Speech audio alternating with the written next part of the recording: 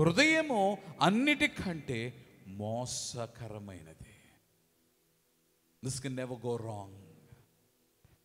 ఈరోజు మనిషికి బాధ ఎక్కడ కలుగుతుంది?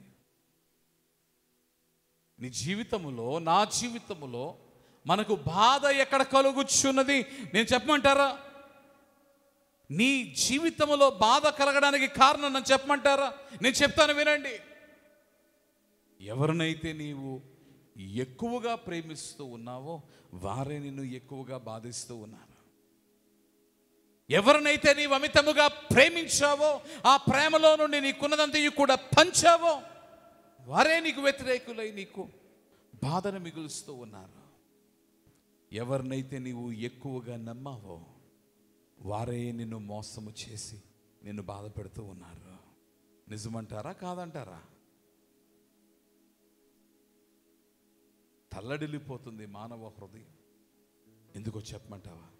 తోటి మానవ హృదయం యొక్క వికార స్థితిని చూచి ఆ హృదయములో నిండి ఉన్న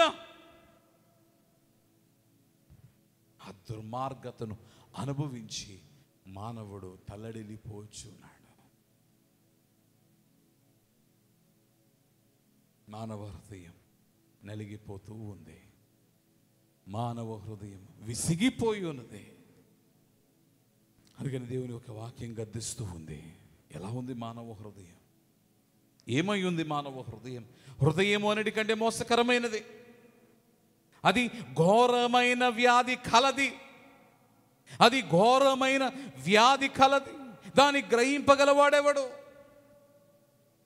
నీ దేహములో ఉన్న రోగము నీవు చూడగలుగుచున్నావేమో, కానీ మనలో అనేకులు హృదయములో ఉన్న రోగమును, హృదయముకు వచ్చిన వ్యాధిని చూడలేకపోవచ్చు ఉన్నారు.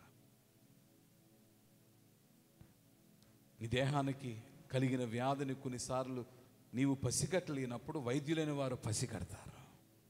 ఇప్పుడు మానవ హృదయమునకు వచ్చిన వ్యాధిని పసిగట్టలేని స్థితిలో దేవుడు పసిగట్టి చెప్తూ ఉన్నాడు, నీ హృదయము మోసకరమైనది, జాగ్రత్త. అది వ్యాధి కలిగినది, జాగ్రత్త.